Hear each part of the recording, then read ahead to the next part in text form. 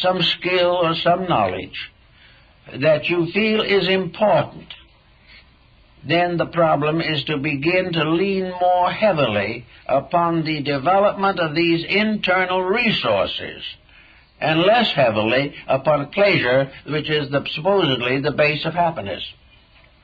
The individual is more happy fulfilling himself than he can ever be by what he can accumulate. And now, with the present pattern of things, accumulation is a misery on the spirit. We do not know from moment to moment whether we have anything or nothing. But whatever we develop in personal resources, we will have. One of the problems of this also is the fact that so many human beings today cannot get along with themselves. The moment they're alone, they're miserable. They have to have some kind of a way of getting themselves off of their own minds. The moment they sit down, they're either lonely or neglected or irritated or disconsolate. Always they must be busy. Busy doing what? For large measure, things that are not of any importance whatever. But they just get our minds off our troubles, as one person told me. Well, it isn't so much getting the mind off of troubles that's going to solve the problem. It's getting the mind working on the problems and on the troubles to see what can be done about them. So if we begin to realize the nature of the kind of world we live in, if we can gain a number of very interesting inducements.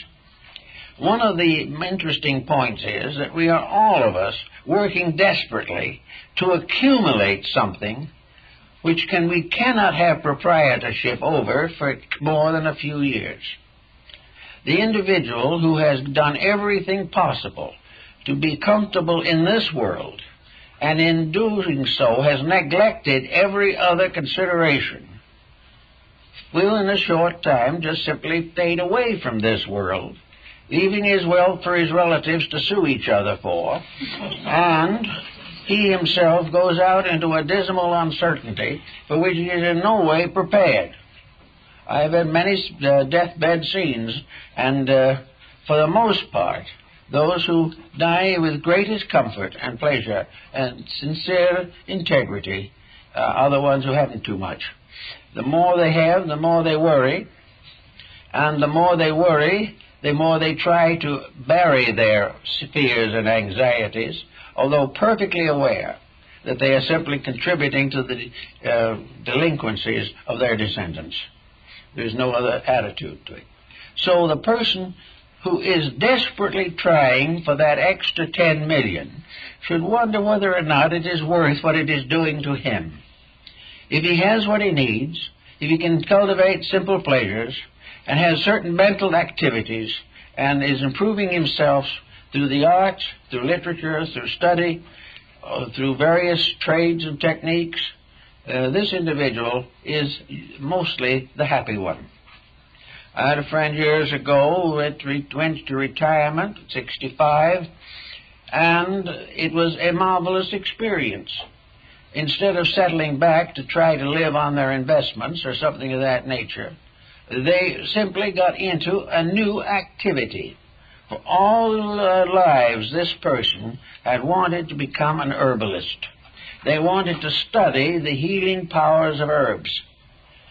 After retirement, they lived 20 years working with their involvements and studies with herbalism, and left behind documents of great value to the science of medicine. Now, this person was not much interested in wealth. They could have sold these things, but they had enough to live on, so all that they learned was given without charge or cost to scientific institutions. To live on, so all that they learned was given without charge or cost to scientific institutions. This was a little better effort to do something, but this person lived alone. But I knew them very well, and they said, thank God to be able to live alone. If I hadn't had the quietude of being alone, I could never have done this work. The next individual says, I'm dying because I'm lonely. It's all in what you do with it. And every individual who realizes that he cannot change the course of history, can change the quality of his own life, not only for the betterment of himself, for this would be a very selfish action, but anything that is worth doing must be useful to others, must be helpful, must be informative, must contribute in some way to the betterment of society. Maybe only a small gift, maybe a few hours a week given to some charitable purpose. But individuals who want to get over their anxieties must get something on their minds more important than their anxieties. They must be so busy learning how to live and share living with others that they have forgotten or completely transmuted most of these negative attitudes. The spiritual alchemy of medieval Europe, before chemistry was really known, was largely devoted to the transformation and transmutation of human character. To transform base metals into gold consisted largely of transmuting base attitudes into spiritual virtues. And these people accomplished a great deal by the realization that each one in his own life can be an alchemist, can transmute his own desires, not kill them, but transmute them. Take all the base substances of his knowledge, take all the experiences of his life, and transform them into phases of personal unfoldment and common service. These things working together will do a lot to help the anxieties of life. Anxieties also sometimes arise in older years from the mistakes of younger years. People have temperaments of their own. No individual will reach 45 without knowing something about himself. He can't help it.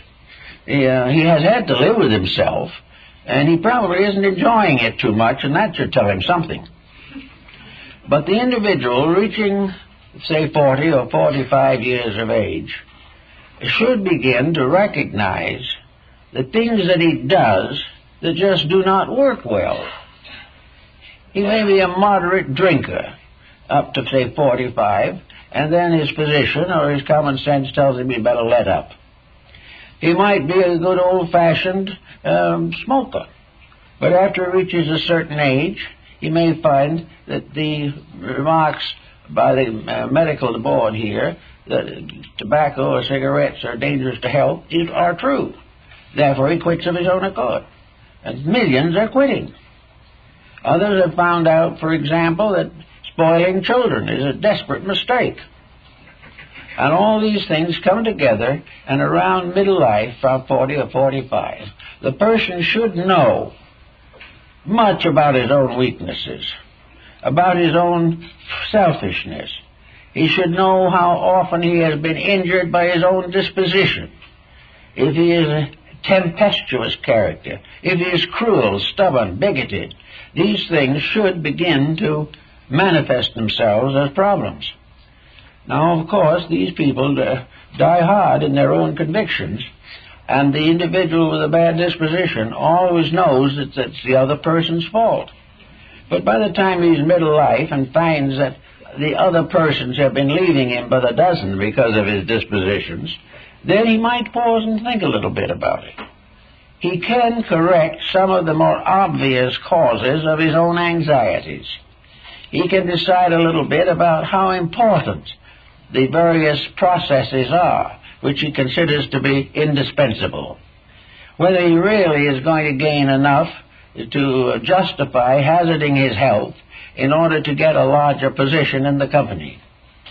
He can begin to wonder whether or not the position in the company is worth anything at all anyway, because the moment he gets there, a half a dozen ambitious people will try to get rid of him. So he goes into conflict with the world when he wants what everyone else wants. But when he wants only that which the wise want, there is no competition. He doesn't have to worry about that anymore, because wisdom is a product that is absolutely indispensable and absolutely available. No individual has ever been able to control it. No one will ever buy or sell it. No one will ever put it up in pills. Wisdom is a universal inner quality of consciousness, and the individual can have more without anyone else having less. And if he is wise, he can have more and help others who have less to gain more for themselves. There is no shortage, no competition, and no one can corner the market. It is something that we all have available to us if we want it. Of course, when we start looking for it and saying, yes, I think that availability is good, we begin looking around, we don't see so much inside of ourselves as we thought we had. Most people think they're wise until they study the consequences of their own actions, and then they're not quite so sure. But if we're not as wise as we think we could be, or would be, or should be, there's always this possibility of improving from that moment on. We can do the things that help us to have a better and fuller life. As we do this, we will draw around us the kind of people who appreciate these things. We will no longer be the victim of those who dislike progress. We will find a new world where the old world was, and we do not have to walk one step in order to cross that bridge of qualifications. So we do what we can to improve the inner life.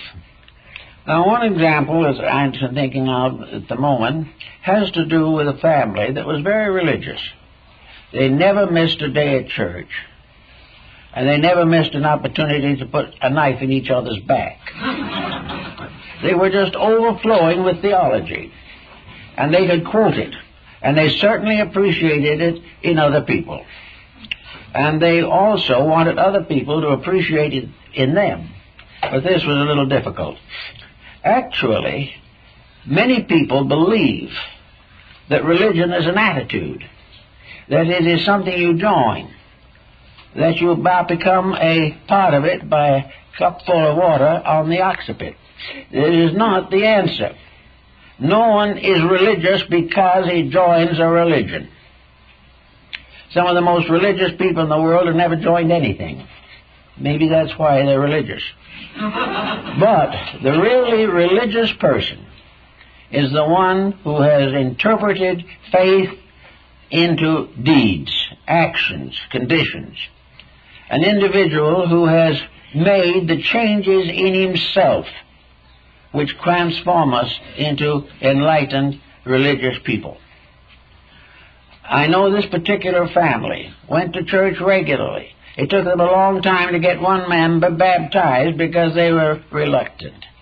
But at the final end, they all joined a church. But nothing happened. The home was no better. There was a lot of talk. They decided they would say grace at meals. But the grace at meals did not cover the disgrace the rest of the time. Nothing really happened, except that they were acknowledged to be members of a cult or creed. Now, this is another problem with all religion. Many people who really believe that they are enlightened, that they have mystical overtones, psychic experiences, and have the very most advanced teachings on esoteric and mystical matters, and still they're the same people. So whatever we're looking for, we must recognize that religion is important, very important. But it is the religion that is lived and not the religion that is accepted or acknowledged. It is a religion that goes inside and gives us the courage to do better, to forgive our enemies, to continue to live in a world of uncertainties, made certain and strong by our faith in rules and principles stronger than this world. Without this type of believing, we are not going to get over our anxieties.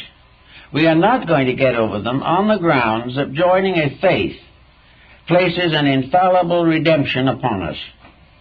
We are not actually Christians because we are baptized, but because we follow every day the teachings of Christ.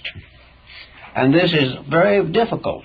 I know many people who have never recognized the difference, who have never realized that religion was a responsibility.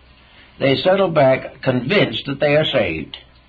And of course, to assure their salvation, the evangelists used to have a circuit and once a year he came back and went over the circuit again, because the redemption had lasted about 1 year, and if he didn't come back and give it to them afresh, they couldn't hold out. This type of thing is no longer to be considered. Actually, therefore, we must get out of adversities by facing a certain thing. One of the things we have to face today is the common feeling that many people have, that the world is going to the dogs. We have to, on the one hand, believe that there is a wisdom that guides all things, and a love that is inevitable, and that the power that fashioned us has a purpose, and that that purpose will be fulfilled. We have to put an actual trust in the integrities of life, because otherwise all efforts to resist propaganda will fail. We cannot, on the other hand, go around every day complaining about the misfortunes and unfairness of everything if we still believe that there are rules. If it is true that there is a power in this universe that can see each sparrow's fall, we either believe it or we don't. If we do believe it, we cannot continue to nurse anxieties. Instead of nursing anxieties, the thing to do is to try to support in every way that we can the known rules and laws of that power which is the source of all life. If that power tells us that we should be unselfish, we should be. If that power says we should do unto others as we would have others do unto them, it means it. And our miseries are the result of not doing that. At this particular time, tests have shown, and research has shown, that the golden rule is an essential tenet in practically every religion of the world. It is just as present in Taoism in China, in Confucianism, in Buddhism, in Hinduism, and Muslimism, and all the cults and creeds of Africa and the primitive American regions, the Amerindian people. Everywhere where there is essential native integrity, the golden rule is the foundation of civilization. The moment we talk ourselves out of that, or try to live without considering it, the problems multiply. Now one will say, well, I know I should do it, but I really can't afford it. I can't go against the pressures of my time. I can't resist all of the needs of life. I can't give up my job because I don't like it. So we have to make some understanding. This understanding comes definitely with the realization that the job, the problem, and every other thing else that can annoy us is all part of the plan of our own growing. We are responsible to adjust to that which we cannot change, but adjust without compromise of principles. If we can do this, our anxieties will rapidly dissipate. We will not have nearly as many of them. Also, as our anxieties are overcome by our integrities, we will find that we can get away from a large part of the medicinal problem that is destroying thousands of lives. People who cannot stand the daily work take the pills. They cannot stay awake at night. They cannot get up feeling like anything. They are on every kind of a diet you can think of, most of which is cosmetic and has very little relationship to the needs of the individual. So in an effort to keep up our energies, we take on a series of medications that will ultimately probably destroy us, because we haven't the courage, we haven't the integrities to straighten out our own lives. Many neurotics become psychopathic and have to be institutionalized. And the neurosis is simply due to a series of frustrations that have eaten their way into the life and consciousness of the person until he can no longer endure them.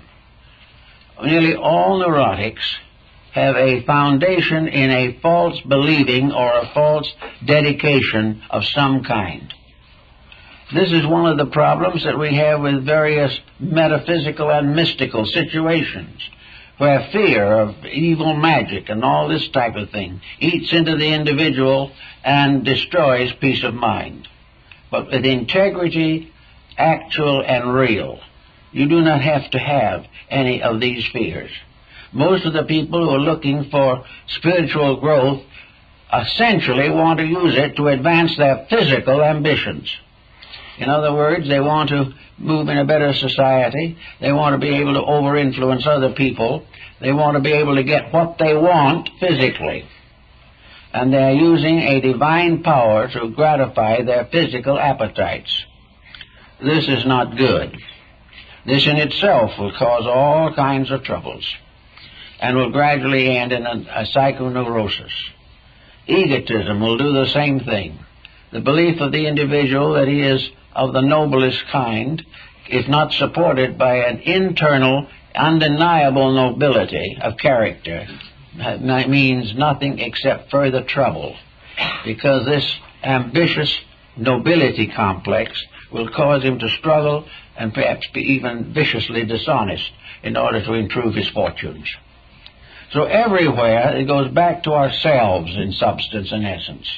We must recognize that the frustrations of the time, that the anxieties of the time are here because they are the natural results of causes, and that as we continue to these causes, we will pass them on to generations as yet unborn.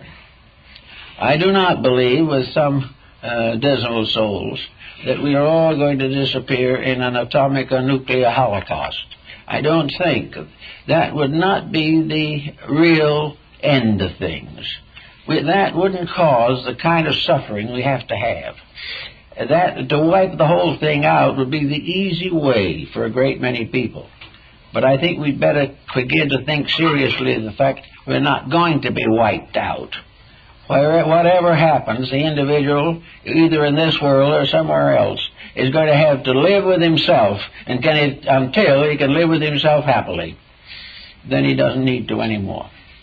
But happiness in this case is to live with yourself realizing that you have fulfilled the divine plan in your own life, that you have done the things that would be the greatest good to the greatest number, that you have been unselfish, that you have been moderate in your appetites, that you have been a person of integrity and inner moral courage.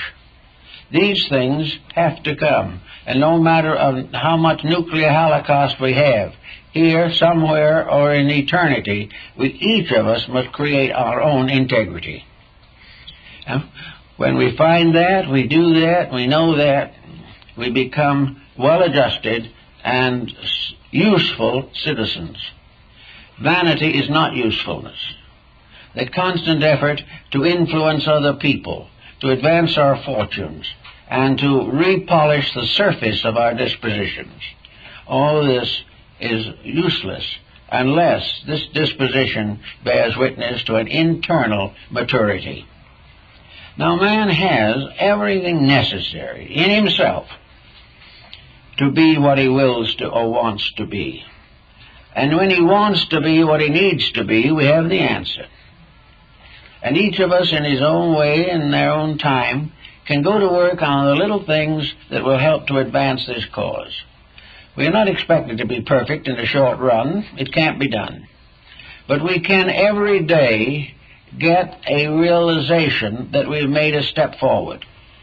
And as our steps forward add up, our anxieties slowly fade away.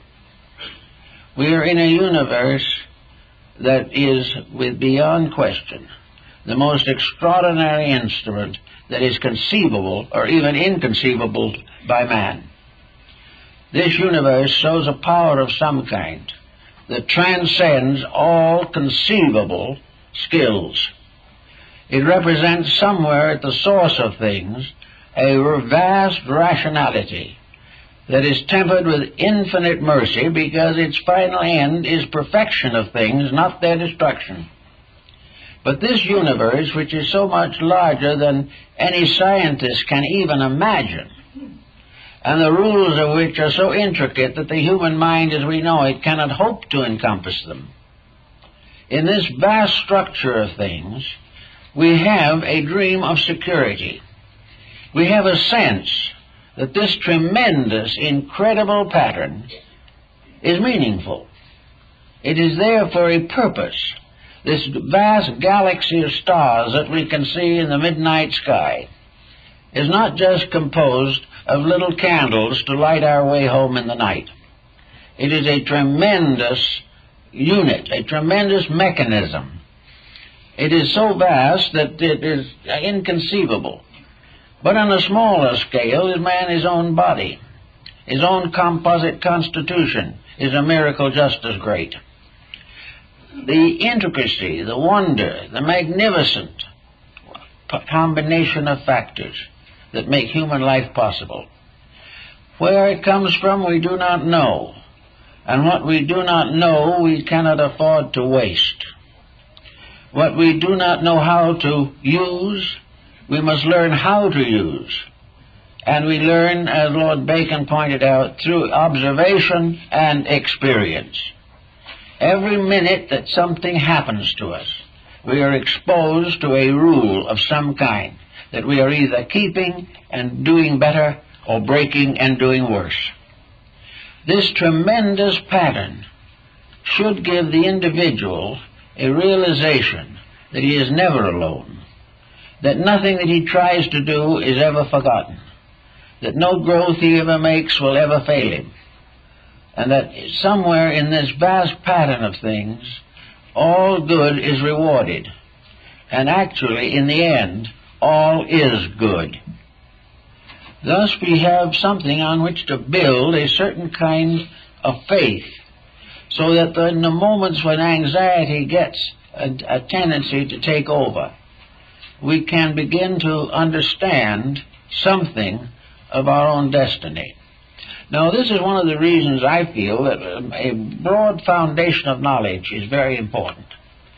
Not necessarily an effort to solve the unsolvable, but everywhere around us there are evidences in history, in art, in literature, in science, in philosophy, in religion, of the tremendous diversity of human achievement and the many expressions of human growth. And each person who performs a constructive action adds something to the good of mankind. And the more we know about life, the more we know about people, the fewer strangers there will be in our hearts and minds. While we close ourselves to everything except the small purposes of our daily life, we have very little resource with which to resist anxiety. But as we become aware of the wonderful achievements of the human mind, the wonderful compassions of the human heart, the wonderful deeds which have become part of the history of humanity, when these things become apparent to us, we can begin to realize that we live in a world of achievements, that we live in a world of fulfillments, and are faced by a great many things that need fulfillment at the moment.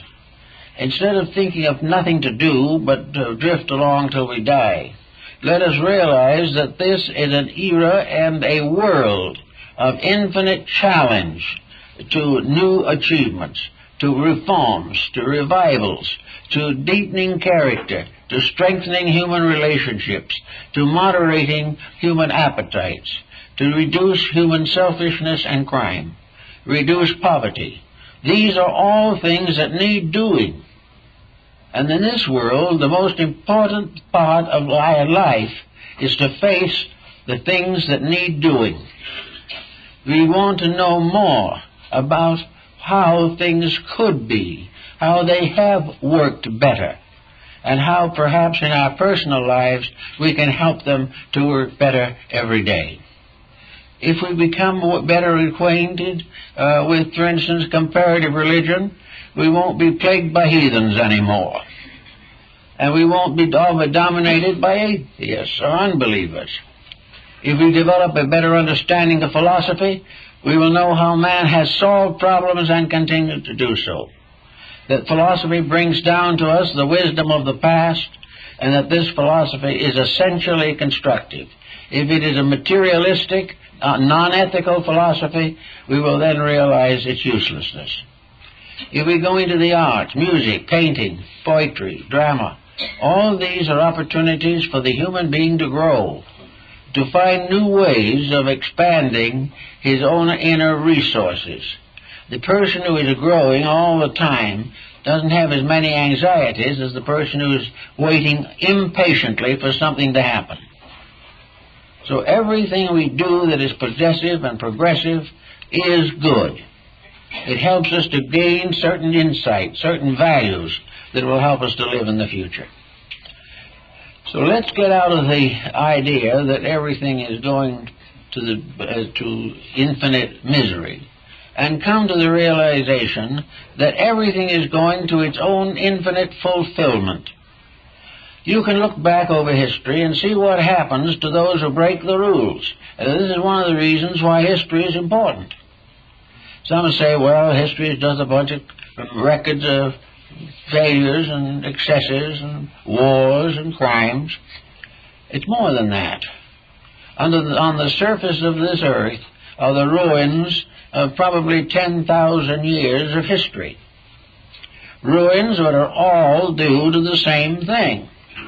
And incidentally, that same thing is what we are doing today. We haven't learned enough. We have been so busy thinking we were different that we have forgotten to realize that in many ways we will always be the same.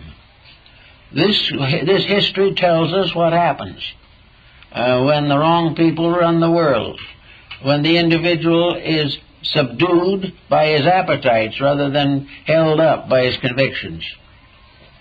So we have here a history that also shows what happens when these things get so bad. About at a certain type, the universal reformation always occurs. At a certain time, when people make so many mistakes that they cannot live with them, there is a major change in human policy. And that major change arises within the humanity itself. This change is not brought about by a few leaders, good or bad. This change is brought out by the fact that humanity itself has locked within it the solution of its own problems. The humanity in man rises up against the inhumanity in man, and there is a major change in policy. Then things go better for a little while, but then the eternal selfishness sneaks in again. The individual who gets rid of the one despotism falls victim to another. Inside ourselves, however, we do not have to fall victim. We can continue to grow. We can learn what was taught in old times. We can learn the integrities of life. We can learn the values and come to understand the contributions that the good and the enlightened have always made. But the real joy and wonder of it all lies in the fact that within each of us is the potential of the fulfillment of our purpose. Not necessarily our ambition, but the reason for ourselves. And this reason must ultimately become our aspiration, whereas worldly things are already failing as the sources of ambition. Actually, man cannot fail. He can go down into troubles. He can destroy his own values for a certain length of time. But in the end, humanity will achieve the ultimate victory of reality over illusion, truth over error. It is inevitable, and it is all working in that direction. The thing we don't like is the fact that nature has had to become a little more strict in the administration of its justice. Nature cannot afford to cuddle delinquency. If it does, then the cataclysm could really occur. So nature has to bring us back to values, to the realities, to the truths of things. And when we accept these, we will find that nature is a wonderful, loving parent and not a cruel despot of any kind. So I think if we can gradually realize that you can't believe in God and at the same time believe that everything is going to the dogs, you must make your choice. The choice of atheism or that type of thinking is that it does no good. It doesn't help you, it doesn't make anything any better, and it gradually corrodes away the virtues that remain. But if we take an optimistic attitude in ourselves, not a Pollyannaish mystic attitude, but a constructive dedication to rolling up our sleeves and doing what needs to be done, I don't think there's very much anyone has to actually fear. The only thing that we fear is the misunderstanding we have of the processes of life. We fear life because we do not understand life. We fear death because we do not understand death. But we are moving inevitably to that which is beyond fear, the immortality of truth, the immortality of human relationships in dignity, the immortality of love and faith, and cooperation for the fulfillment of the plan which is intended. And the purpose of this plan is to unfold and enrich everything that lives. Even the little bugs and bees are growing. Everything is moving forward. Because, for the most part, these creatures have not yet had individualized attitudes. The little creatures of the world, birds and the bees and the fish, follow immutable law without personal resistance. They have no individuality to stand as we do and pass judgment on each other. As a result of this, left to their own contrivances, these creatures in a balanced world will not exceed their populations. They will not in any way danger the balance of nature. But man is no longer moved by an inevitable pressure. He is no longer a creature of brute instincts. He is no longer guided or guarded by a natural law. And science now proves, incidentally, that this natural law is largely contributed to each of these species by the mother. The little bird, the little animal, follows the example of the mother, and from the mother learns when to run and when to stop, when to stick its head up and when to lower it closely, and at what time it should hide itself in the nearest bush. These things it learns from the traditional attitudes of the parent. This factor is still somewhat necessary, but is being neglected in the human world. It is still very important that the young shall learn by the example of the parents. But it is also true that man has something else which should make him very much more important and more honorable than simply an animal. Man has the right to be right. And of all things which arise from the temptations and confusions of living, the individual has the power to make his own personal decisions of integrity. As far as we know in this world, he is the only creature so endowed. He is the only creature that in a natural world can break the laws of nature. Because if this were not true, man could never attain virtue. He could never become good if good was a universal fact that was irresistible. He can become good because he can choose. He has the right to be right, and to know it, and to live it, and to work with it every day of his life. And as much as he can do of this will help him. And as he gradually gains the skill to rule his own life, he will find his anxieties fade away. Because anxiety is actually a subconscious worry or fear that the mistake that we made will come back to us. We may not rationalize it to that degree, but as long as we do not do things well, anxieties will remain. But when we do things well, anxieties are transmuted into faith in the integrities of existence. And there cannot be faith and fear in one nature.